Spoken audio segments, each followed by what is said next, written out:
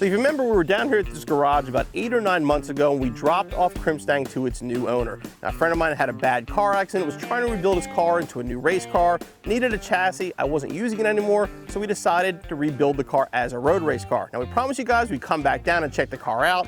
You know, life gets in the way, people get busy, but a lot of progress has been made on Krimpstang, so we decided to make a trip down here today and check it out.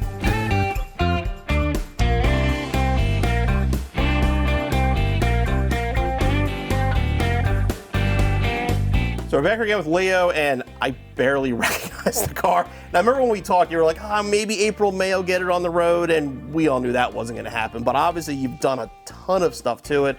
Walk us through where's Krimpstang at now? What's going on with this car? So initially dropped it off. It had all the drag race front rear suspension still in it. I stripped all that out. And then I began to strip the rest of the good parts out of the black car. And of course, everything slows down because winter, it's cold outside, and then it slows down again because internal home improvements.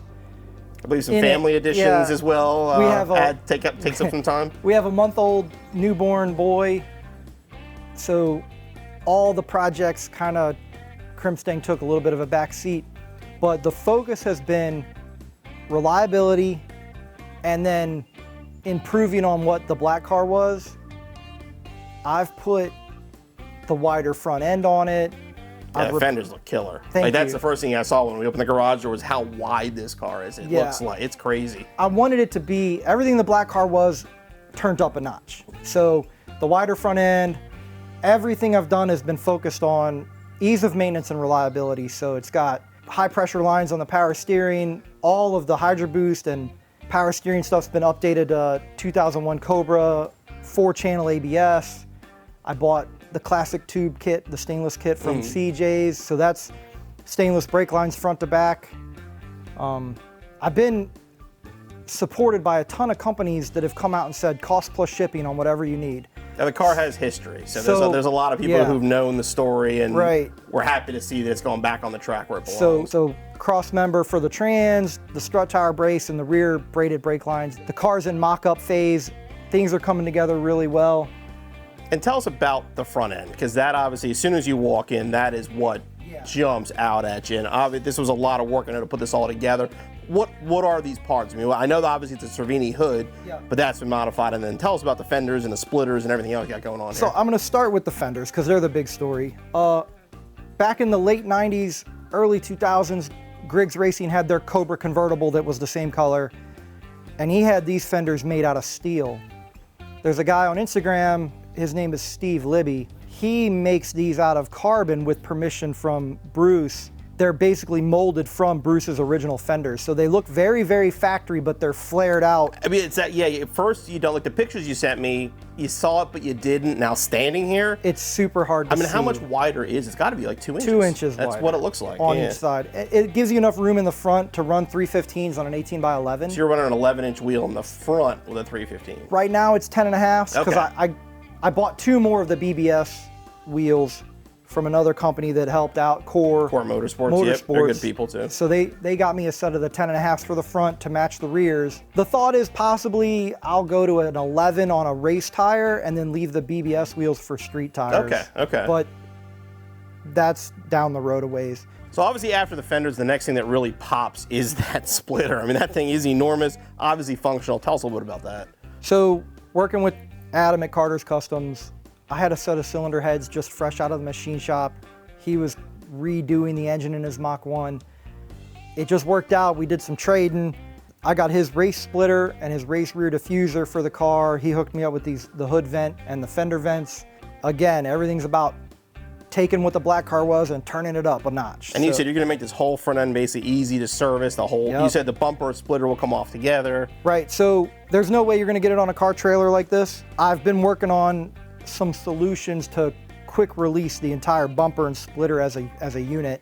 It just made sense. There's so many race cars that have that set up. I'm just trying to be on that bleeding edge of what a race car, street car. Still a street car, but all the toys the race car is going to have. And now I know you said you have the motor and trans and everything in it now. So the car's about at race weight or close to it. How light is it, you think, compared to the other car? I think we're going to end up at at least 150 pounds lighter, maybe 200. It's definitely lighter. No fuel, no water. It's easier to push around by a lot.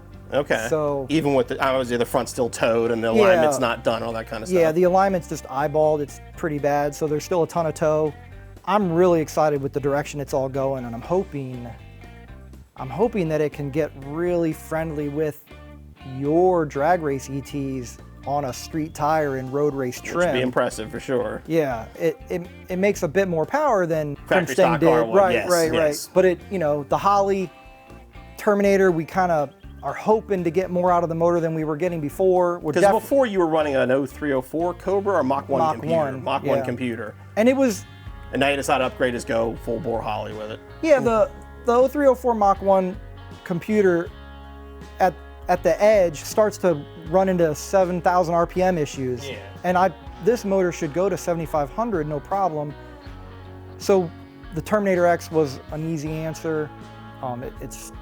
It's in the box over there. It came yesterday. It's a super nice kit. I'm hoping that it'll uncork the motor a little bit. And it should. I mean, that should give you a lot more control and a lot more high RPM stuff. Now, back to the motor, for somebody who may not have seen the original one, let's pop this open real quick. I know it's not latched currently. There is no latch currently. Right. But tell us about the engine that's in this. I mean, obviously when I had it, it was a sealed Coyote engine. Right. This is a lot different. So it's a Texid block with 0304 heads, dual overhead cam heads, but it's bored and stroked to 324 cubes. It's got a FR500 intake that's been cut and ported from forever ago by Roush Racing for their program when they were running the Cammer motor. Okay, that was a while back. Yeah. But I got it used. I got it secondhand.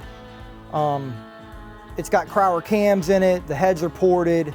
It made 492 on the 0304 Mach computer. Even if it doesn't make more power, I just hope it'll rev past that problem. And being able to rev that up because you had kind of a flat spot, I remember. It would just start missing and bucking and popping at 7,000. So it should make 500 at the time. If it'll just hold that RPM to 7,500, I don't care if it makes 500.1. I'll be happy with that. Now this car, obviously you can see the beautiful Maximum Motorsports caster camber plates, but you're running their K-member, their torque arm, their panhard. Basically, this car is still full Maximum underneath. It is. It's Maximum Motorsports front to back. It's got an Eibach front sway bar. Okay. But it's got the MM adjustable rear bar, torque arm, panhard bar. I had the black car. They're both 96 Mustangs. You would think most of the stuff would bolt across. You would hope so. Well, you forget how much work is into the black car. I had it all drilled out for the 2000 or 99 and newer hardware in the back. Gotcha. So I actually ruined a drill drilling this car out to fit the bigger bolts for the control arms and stuff. Like, oh, I'm just gonna throw the rear end in today. Turned into a... No, I'm not. I have to drill the back of the car. Why we're here in August. Right. And the car's still together, but not where you thought it would be by now, for little sure. things that are different. You just forget how much. I had that black car 20 plus years. You forget how much is into it. So you forget the things you did to it. Like even with this car, seeing it now, it's like, oh, I forgot I did that. I forgot I took that apart. Yes. But it's definitely on the edge, like you were saying, on the edge of what a street car, race car will be. But you're still going to drive on the street. You're talking Cars and Coffee. So thankfully, Cars and Coffee is only like 20 minutes away. But yes, Cars and Coffee with the toddler. She's already super excited. Now that I put the seats in it every day, she comes out in the garage. She's like, let me sit in the race car. I'm like, yes, just stay liking cars until you're a teenager, please. Now, obviously, like you said, this is mocked up at this point. There's still some work to be done. Lots of work. But I mean, I know obviously you don't have a schedule or plan, but you still think you might get it out this year? I mean, maybe by the fall? I would really like to. I'm going to take a week off in September just to focus on this from work. It's still tough. The newborn, the toddler is it's a handful. I'm not doing any home improvement projects. You've done that for a while, hopefully. Right. The blow it back apart phase and get it painted might have to wait until winter. It may come out looking ugly. Part of the reason is some different colors at first. It's a new build. It happens. Part of the reason for that is it's a victim of while you're doing this, you may as well do that problem. And that slows every project down. It really does. So I blew the paint budget on basically the Holly. Yeah, make it fast first, make it pretty later. You can see the list. they're all big ticket items, so there's a lot of work left on it. I'd like to drive it to a Cars and Coffee before it snows. Maybe you get on the track spring next year. Yeah, there's no way it's going to be able to be on the track until spring. It's just, there's too much proofing to do and shakedown stuff to do. Making sure the tune is right with the Holly, that's all brand new to Plus, me. it seemed like you and I were talking with the chassis. You went from 96 to a 96, but it doesn't matter. Yeah. Suspension, you're starting from scratch again, basically. Yeah, I've changed the front spring rates, and I have another change if I want, and then I have coilovers for the rear that I haven't installed yet. So there's a lot of options there. It may honestly make it to a drag strip first. Okay, okay. It may. Just because I can kind of get some of the work and bugs worked out on a drag strip. And that's the easier thing, obviously, to get it down. Right. As opposed to really pushing it for minutes at a time instead of seconds at a time. Exactly. Right.